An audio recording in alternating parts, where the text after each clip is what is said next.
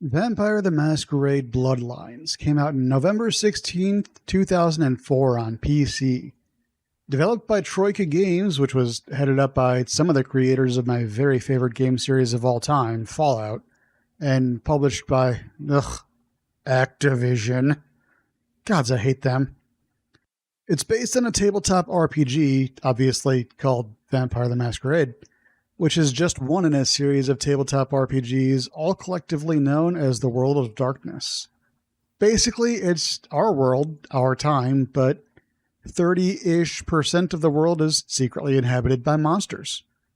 Vampires in particular spend their time scheming and politicking in endless attempts to control, well, everything. The game uses the Source engine, and one of the caveats of letting Troika use the Source engine was that the game couldn't come out before Valve shipped Half-Life 2. On top of that, the version of the Source engine that Troika was using wasn't even finished. Activision, in their infinite unwisdom, knowing the game couldn't contractually release before Half-Life 2, decided it would be a good idea to force this little RPG with a niche audience that comes mainly from the tabletop scene out the door on the same day as Half-Life 2, which was quite possibly one of the most anticipated games that year. If they would have given Troika more time, the game could have been released in a much better technical state, but I'm getting ahead of myself. Let's talk about it.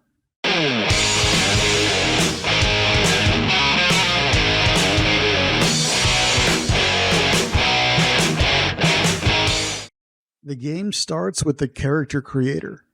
You can either answer a series of questions and have the game do the rest for you, something like what the Elder Scrolls games offered before Oblivion, or you can fill out the sheet yourself. If you want the most control, you're going to want to fill it out yourself. You don't get to change what your character looks like, at least not really. Each clan has its own male model and its own female model. Clans are sort of like classes in a typical RPG, but not as restrictive. They mostly dictate your priorities when it comes to your initial skill point allotment, as well as your disciplines. Disciplines are vampiric powers. For example, the Bruja clan gets Potence, which increases your melee damage, Presence, which makes nearby enemies less effective in combat, and Celerity, which makes you significantly faster. Nosferatu can use Obfuscate to basically become invisible, and the Tremere clan can use blood magic. Tremere are pretty much vampire mages. Other clans get other disciplines, but it would take forever for me to go over every single one and what they do. Disciplines all cost blood to use, and I'll give you one guess as to how you get more blood. Actually, there are a few ways. You can do it the good old-fashioned way, as long as you make damn sure nobody sees you. You can also get blood packs, which will help if you're stuck in an area where there aren't a lot of people around, and if you're really in a pinch, or if you're a Nosferatu, you can feed off rats. In Vampire the Masquerade lore, there are a total of 13 vampire clans with several offshoot bloodlines, but in Bloodlines the game, there are only 7 of these clans playable. Clan Bruja, which is my personal favorite, they're the scholarly rebels, punks if you will, or even if you won't.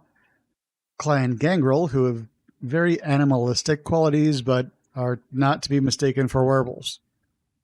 Clan Malkavian, who all suffer from some kind of psychosis, which is different for each one, but they all have the ability to see hidden truths to an extent, and a lot of times can be as funny as they are terrifying.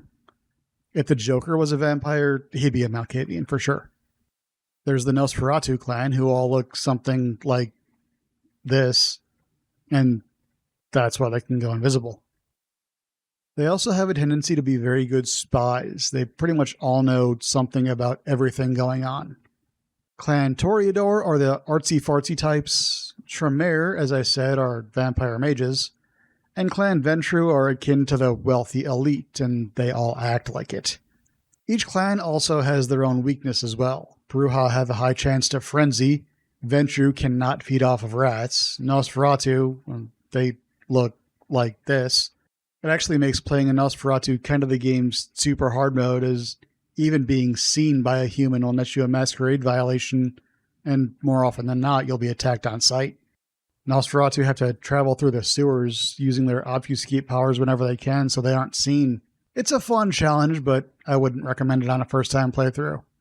Malkavians also play differently, mostly by having entirely different dialogue options that reflect their twisted mind, coupled with a wacky font for the dialogue option as well. Some of the things that they can say can sort of dovetail into spoiler territory if you aren't already familiar with the game's story, so that's another one that isn't recommended for a first-time playthrough, but I do recommend it for at least one subsequent playthrough. It's a lot of fun.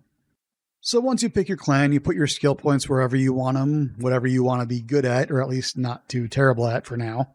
Name your character and then watch this cutscene of you getting embraced, which is the lore word for turned into a vampire.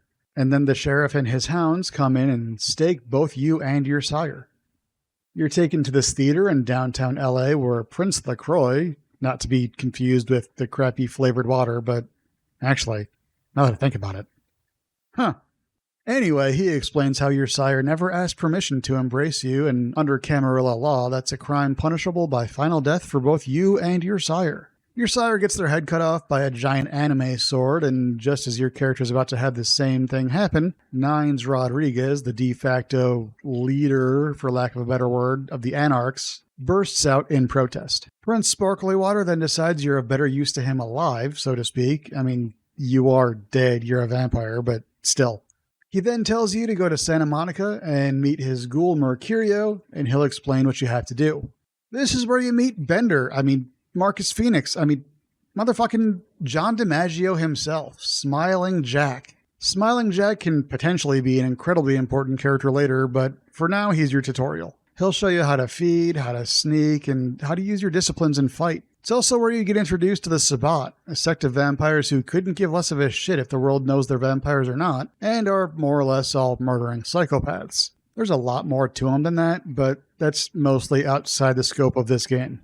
If you have no idea what a lot of these words mean, sheriff, hounds, Camarilla, prince, anarchs, Sabbat, don't worry about it.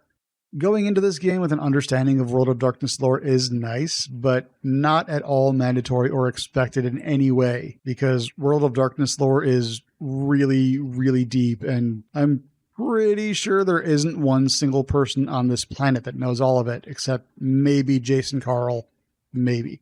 You'll get plenty of opportunities to ask almost any character a bunch of questions about basic lore or anything that's happening, so you should be fine. After the tutorial, you find yourself in a shithole apartment that's been provided for you above a pawn shop. From here, you can check your email for side quests or other bits of information, and you want to make sure to come back here to do this from time to time because new things will pop up. I like using the computers in this game. You navigate the menus by actually typing in the words, not just clicking on something. If a computer asks you for a password, you either have to manually type it in or use your hacking feat to try to guess the password. And how the game handles the feats is one thing I don't particularly care for. I don't hate it. It works well enough. I just think it could have been handled a little bit better. A feat in this game is a combination of an attribute and a skill. Hacking, for example, is wits plus computers. Add up the dots you have in both of those things, and that's how many points you have in hacking. That part is fine. It's actually exactly how the tabletop works, more or less. What I have a problem with is that this game uses a very simple pass-fail system. It checks how many points you have in whatever feat you want to use, and if those points are equal to or greater than the difficulty, you automatically win. Like I said, this isn't a bad thing, really. It's how Fallout New Vegas skill checks work, and that game is wonderful. I just prefer a percentage system, something to simulate dice rolls behind the scenes. Which leads me to a criticism that I don't have, but I have heard, and I want to talk about it. People say the combat is bad, and I get it. I'm not saying you're wrong. I'm not saying you're right either, but I understand where you're coming from. It's not great, that's for sure, and it is pretty bad at first.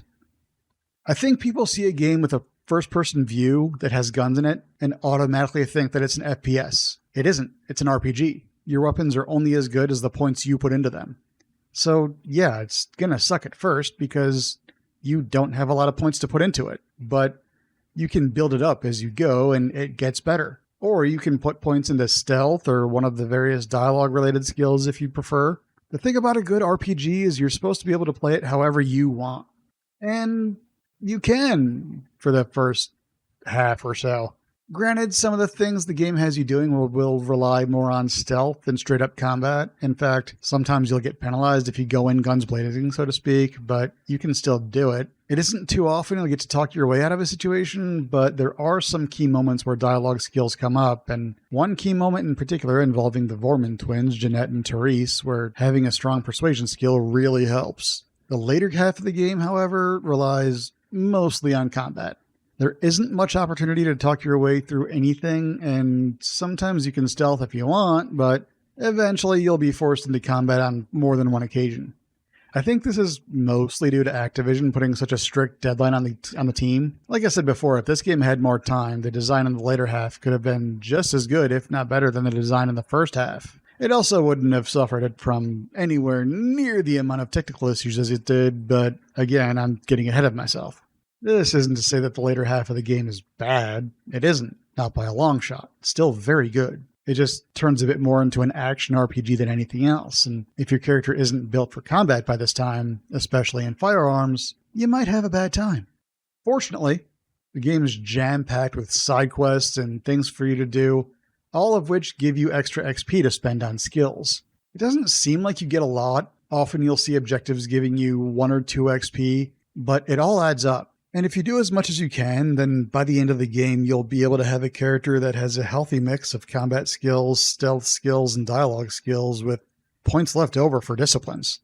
Despite these flaws, there's so much about this game that's just top-notch.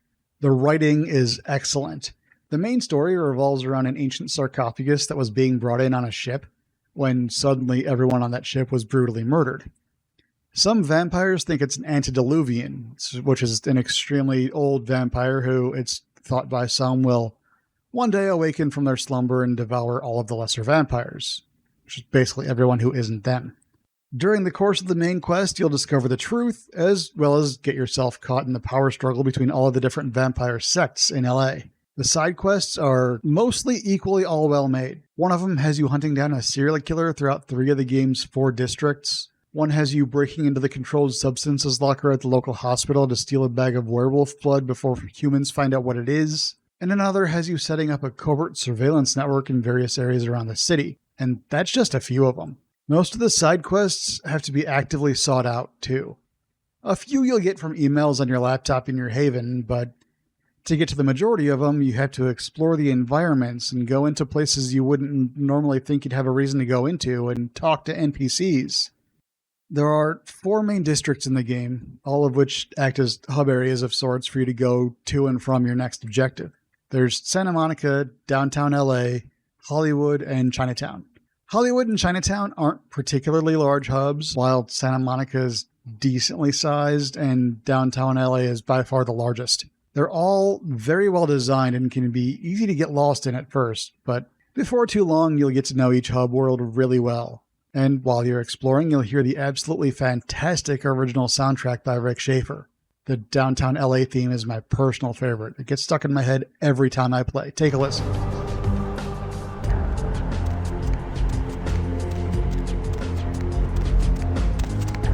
It's getting stuck in my head as we speak because I'm talking about it. There are also a few licensed tracks sprinkled throughout the game in the nightclubs all around town, most notably Swamped by Lacuna Coil. There's even a Lacuna Coil poster in your haven featuring the Comalize album art. I met them once. Hung out on their tour bus. Good people. But not every area is amazing. There are a few I really just do not like. The museum is one. Part of the main quest has you sneak through a museum because they have the sarcophagus the game's main story revolves around.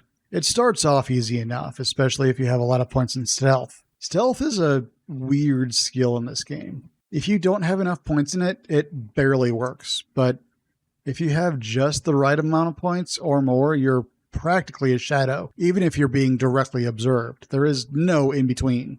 Either way, the museum area starts off easily enough, but gets to a point where you not only have to evade guards, but security cameras too, and while you're in stealth, you just don't move quickly enough to get by them unless you use celerity. You can turn the cameras off if your hacking skill is high enough, but if it isn't, you're kind of screwed. These days, you can just look up the computer passwords on the internet, but back in the day, you really couldn't do that. and there was no way in-game to get a lot of the passwords without hacking. Some of them you were given clues to, and there were some that were just straight up given to you on notes and things, but there were a lot you had to use hacking to get. And the computer that turns off the museum's cameras has a pretty high difficulty to hack.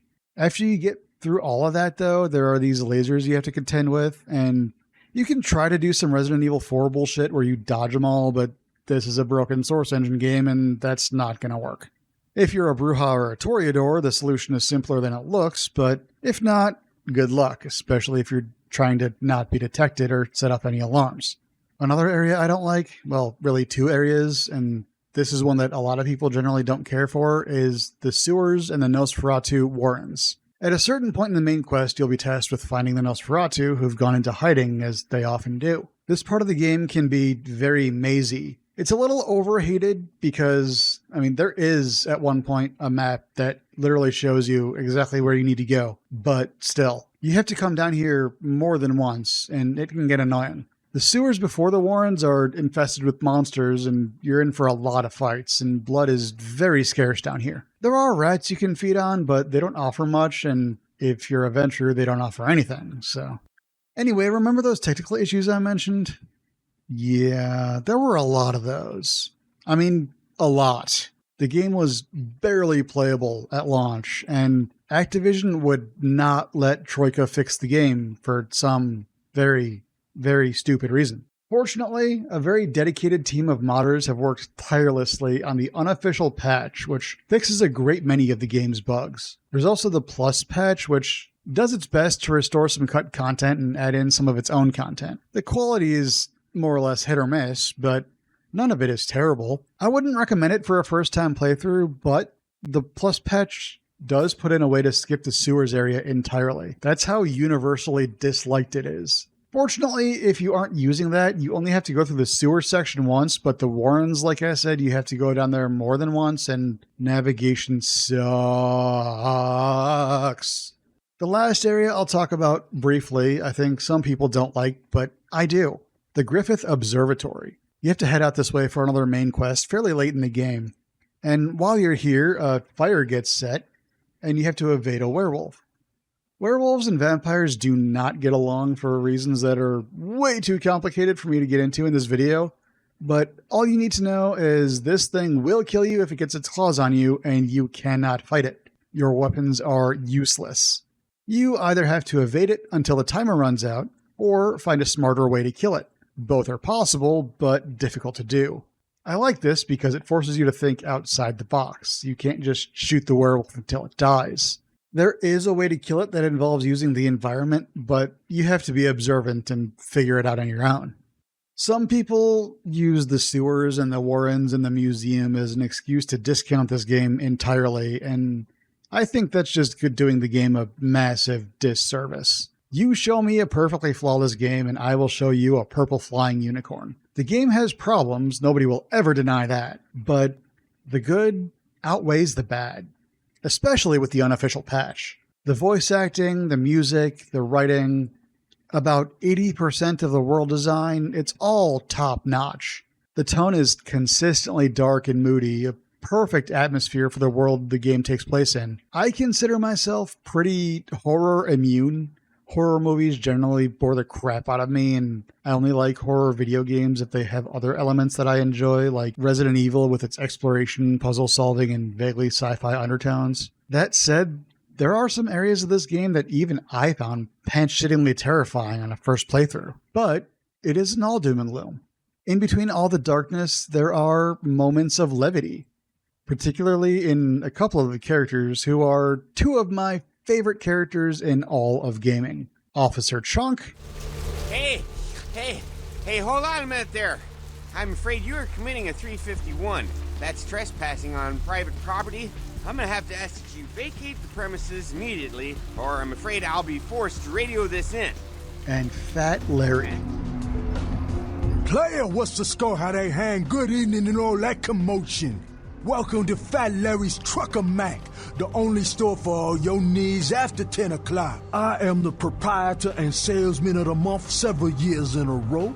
The ladies call me, oh God, not, but you can call me Fat Larry with a F-A-T, because I know I got a weight problem. I just don't give a fuck. You'll meet Officer Chunk early in the game, and you'll have little fun interactions with him throughout the rest of the game. And Fat Larry is the merchant in downtown LA who can give you a side quest to steal a briefcase from a gang in a parking garage.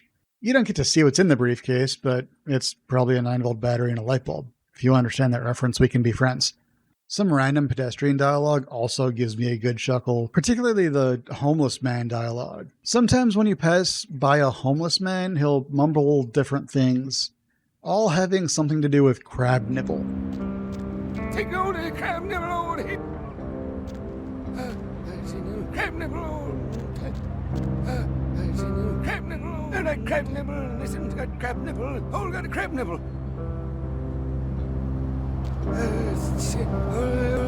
It's always about crab nipples. I don't know why of all things crab nipples, but it makes me laugh every single time I hear it. It will never not be funny. All of this makes for a game that is atmospheric and horrifying and fucked up and just a little frustrating sometimes and fantastic all at once. And it truly is in a category all its own. There are other Vampire the Masquerade games out there, namely Redemption, which I will do a video on at some point, probably very soon, and Swan Song, which I might do a video on at some point. There are also a handful of interactive visual novels, but those aren't really games. But none of them match the quality of Bloodlines. By the time this video is out, Bloodlines 2 will be just a few days away probably, and I do not have a lot of faith. Everything I've seen about it suggests to me that the Chinese room who are developing the game just don't understand the IP. I've seen early previews that claim it doesn't even resemble an RPG, and all of this has me very worried. I hope it's good. I really do. I want it to be good. I have doubts. Recently, Paradox, who owns the World of Darkness IP, reformed White Wolf, the publishing company that originally created the World of Darkness. They were disbanded some years back for reasons I won't get into, but with their resurgence, I hope we can get some good World of Darkness games again, both in video game and tabletop game forms. I will be doing a video on Bloodlines 2. That'll be probably the video I do after Beyond Sunset, which is next. So, of course, this is the part where I tell you to like, comment, and subscribe because the algorithm has not been kind to me, and comments make me feel good. It's about 3 in the morning as I'm writing this, so I'm going to stop the video. I'm going to go to bed. Thanks for watching. Have a good night. I'll see you in the next one.